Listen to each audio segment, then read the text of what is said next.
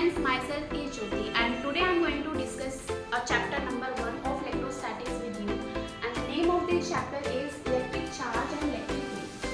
So students, before I start anything I must tell you that this would be a revision lecture. So it would be quick but efficient to make you revise all the important things given in the chapter. So without any further delays, let us start. तो बच्चों, इस chapter को revise करने के लिए हम सबसे पहले इस चैप्टर के नाम से ही स्टार्ट करेंगे. What is the name of this chapter? Electric charge and electric field. तो बच्चों, इस चैप्टर में हमारा जो मेन सेंटर ऑफ क्वेश्चन रहने वाला है वो रहने वाला है इलेक्ट्रिक फील्ड. इस चैप्टर के अंदर हम बेसिकली इलेक्ट्रिक फील्ड को स्टडी करेंगे. Electric field, what is electric field, electric field के हम यूजेस पढ़ेंगे, इसके एप्लीकेशंस पढ़ेंगे और डिफरेंट चीज़ों की वजह से इलेक्ट्रिक फील्ड कितना निकलेगा एट वेरियस लोकेशंस हम इस चैप्टर में वो पढ़ेंगे. बट इलेक्ट्रिक फील्ड को पढ़ने से पहले हमें पढ़ना ज़रूरी है व्हाट इज इलेक्ट्रिक चार्ज, क्योंकि इलेक्ट्रिक चार्ज ही वो चीज़ है जो इस इलेक्ट्रिक फील्ड को प्रोड्यूस कर रही है. तो इलेक्ट्रिक फील्ड को पढ़ने से पहले will move to electric charge.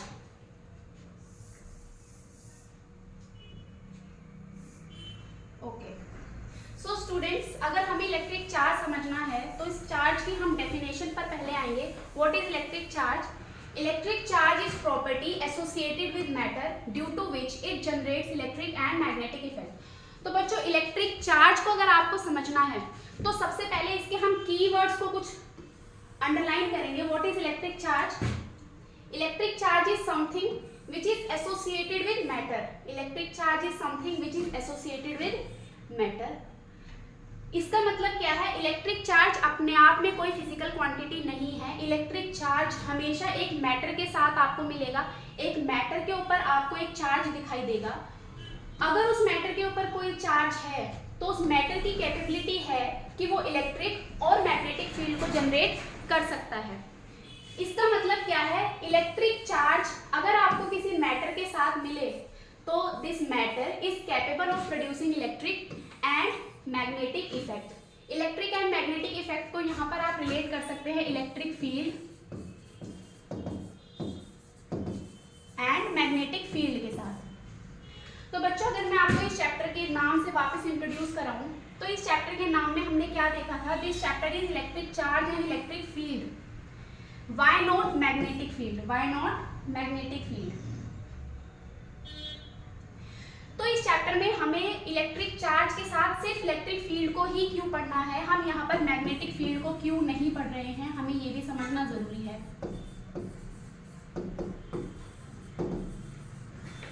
Students, since we are reading this chapter under electrostatics, हम ये चैप्टर किसके अंदर पढ़ रहे हैं? इलेक्ट्रोस्टैटिक्स के अंदर. इलेक्ट्रोस्टैटिक्स का मतलब क्या है? इलेक्ट्रो को आप रिलेट कर सकते हैं. Electro means your electron. Electron और सिंपली आप इसको कह सकते हैं चार्ज. और statics means rest. Static means rest.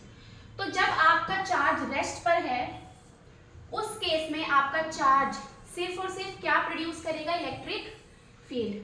यही कारण है कि हम इस चैप्टर के अंदर इलेक्ट्रिक चार्ज को सिर्फ इलेक्ट्रिक फील्ड के साथ पढ़ रहे हैं, मैग्नेटिक फील्ड के साथ नहीं पढ़ रहे हैं.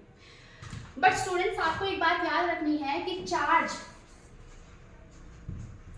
आपका चार्ज अगर रेस्ट पर है, if your charge is at zero velocity, then it is capable of producing electric effect only.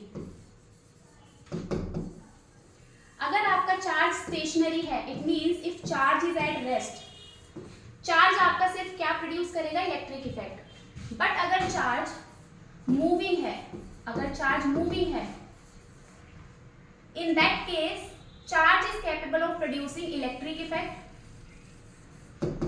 Plus magnetic effect.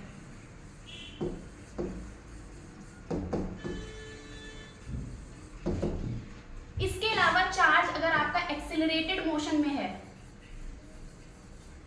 In that case your charge is capable of producing electric effect, magnetic effect plus it is capable of emitting radiations. इन दोनों cases के बारे में अभी हमें नहीं पढ़ना है. Eventually जब हम सिलेबस में आगे बढ़ेंगे तो हम इन दोनों केसेस के बारे में भी पढ़ेंगे. But as of now we are confined to this case only. अभी हम सिर्फ किसका चैप्टर पढ़ रहे हैं? इलेक्ट्रोस्टैटिक्स का। Electrostatics means charge at rest. When charge is at rest, it produces only electric effect. Electric effect means electric field only.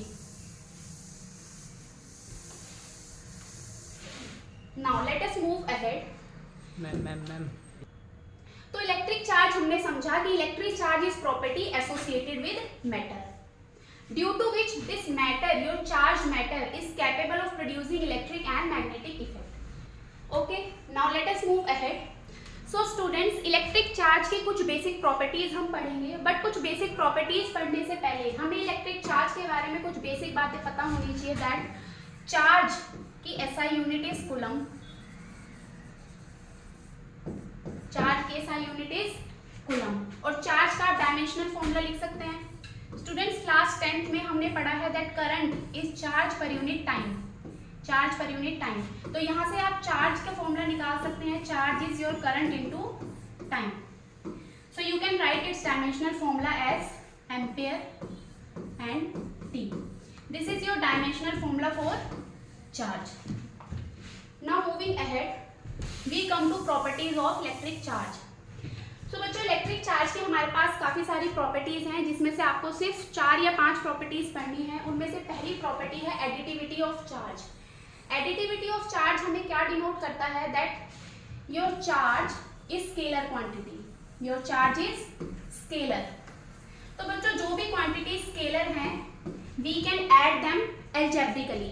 Algebraically मतलब जैसे आप कुछ नंबर्स को ऐड करते हैं, 1 + 2 + 3 + 4, जिस तरीके से हम सिंपली नंबर्स को ऐड कर देते हैं, उसी तरीके से आप चार्ज को भी एल्जेब्रिकली ऐड कर सकते हैं। This is what this means, additivity of charge. Now let us move to the second property. Second property says charge is conserved. Charge is conserved. Students, class 11th में या फिर class 10th में हमने energy के conservation की बात पढ़ी है ऑलरेडी।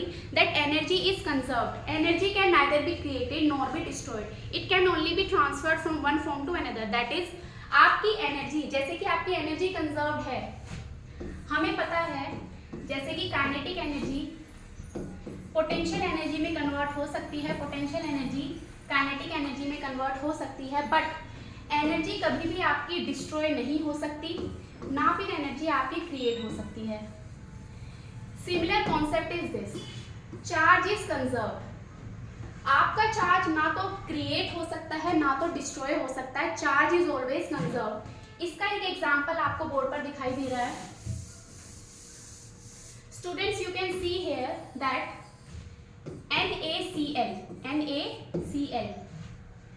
NaCl। आपको पता है Na के ऊपर एक पॉजिटिव चार्ज है। पॉजिटिव चार्ज का मतलब क्या है? Na has लूज्ड it's 1 electron. Na ने अपना 1 इलेक्ट्रॉन डोनेट किया, इसी की वजह से Na के ऊपर क्या आया? एक पॉजिटिव चार्ज आया। उसी तरीके से क्लोरीन के ऊपर एक माइनस का चार्ज है। ये माइनस चार्ज हमें क्या बताता है कि इस क्लोरीन ने 1 इलेक्ट्रॉन को क्या किया है? गेन किया है। That is why we can see this negative charge over hair.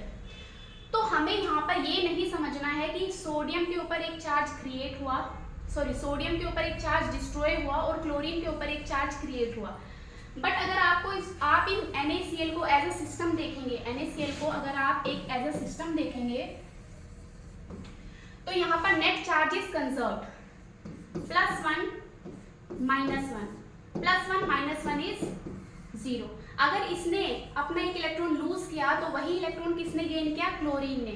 अगर इसके ऊपर हमें एक पॉजिटिव 1 चार्ज दिख रहा है और इसके ऊपर -1 चार्ज दिख रहा है, नेट चार्ज इस पूरे सिस्टम पर कितना है? 0।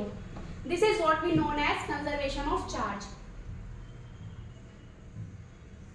Now moving ahead, third important point is quantization of charge. Students, charge की जितनी भी हम बेसिक प्रॉपर्टीज पढ़ेंगे उसमें सबसे इंपॉर्टेंट है quantization of charge. Why quantization of charge is important? Because इसके ऊपर आपको क्वेश्चंस में न्यूमेरिकल देखने को मिल सकते हैं। क्वांटाइजेशन ऑफ चार्ज का सिंपल मीनिंग है Q is equal to Ne। What this Q is equal to Ne denotes? तो बच्चों, जैसे कि हमने इस एग्जाम्पल में देखा, सोडियम के ऊपर हमें +1 चार्ज दिखाई दे रहा है, क्लोरीन के ऊपर हमें -1 चार्ज दिखाई दे रहा है। वाई? क्योंकि सोडियम ने अपना एक इलेक्ट्रॉन ट्रांसफर कर दिया किसको, क्लोरीन को। इसी वजह से इसके ऊपर चार्ज है +1 और इसी वजह से इसके ऊपर चार्ज है -1। तो बच्चों अगर आपको किसी भी मैटर पर चार्ज दिखाई देगा वो आपको दिखाई देगा in the form of integral number +-1e, +-2e, +-3e इस फॉर्म में। वाई? क्योंकि अगर एक मैटर से दूसरे मैटर में इलेक्ट्रॉन्स का ट्रांसफर होगा वो इंटीग्रल नंबर्स में होगा। आपने ऐसा कभी नहीं सुना होगा कि एक मैटर से दूसरे मैटर में हाफ इलेक्ट्रॉन्स का ट्रांसफर हुआ या फिर 3/4 इलेक्ट्रॉन्स का ट्रांसफर हुआ। अगर एक मैटर से दूसरे मैटर में इलेक्ट्रॉन का ट्रांसफर होगा वो हमेशा किस में होगा, इंटीग्रल नंबर में। या तो एक इलेक्ट्रॉन ट्रांसफर होगा या फिर 2 इलेक्ट्रॉन ट्रांसफर होंगे या फिर 3 इलेक्ट्रॉन ट्रांसफर होंगे। इसी वजह से जो भी चार्ज एक मैटर एक्वायर करेगा वो एक इंटीग्रल नंबर होगा, +-n e, +-n e। Q would be +-n e। ये प्लस हमें दिखाता है कि मैटर से इलेक्ट्रॉन का ट्रांसफर हुआ है दूसरे मैटर की तरफ, माइनस हमें दिखाता है कि एक मैटर ने उस इलेक्ट्रॉन को गेन किया है। So your quantization of charge is simply Q = +-n e। Now students हम एक और प्रॉपर्टी पढ़ेंगे, 4th प्रॉपर्टी। बच्चों CBSE पॉइंट ऑफ व्यू से हो सकता है ये प्रॉपर्टी आपके लिए इंपॉर्टेंट ना हो, but otherwise this property is very important. You can see questions from this property in your competitive exams also. What this property says? This property says charge is invariant. Charge is invariant.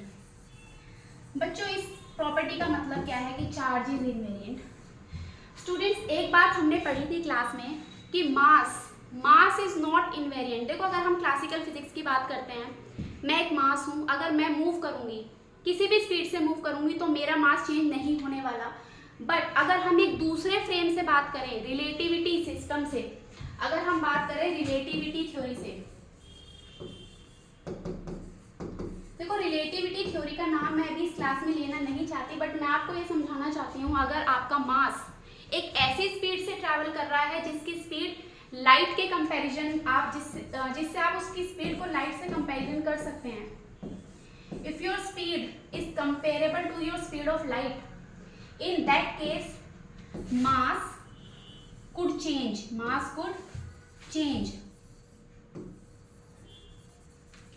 अगर कोई matter light की speed से travel कर रहा है उस case में मास की वैल्यू चेंज हो सकती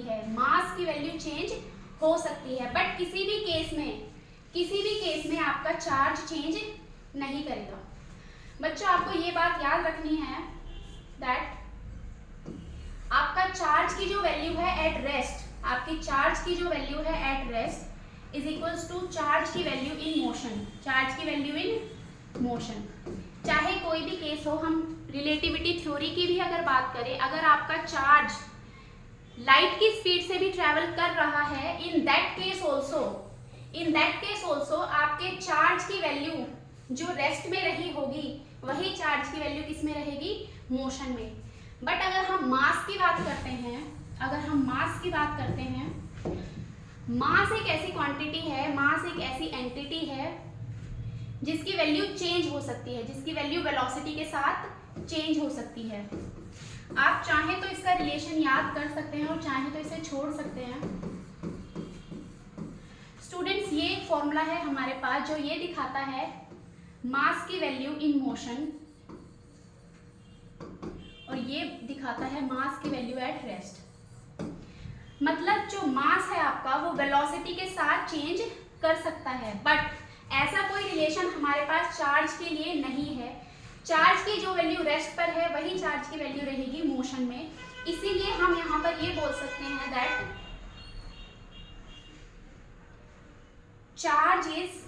योर चार्ज इज इनवेरिएंट। ये property is one of the most important property that you should remember. Now moving ahead,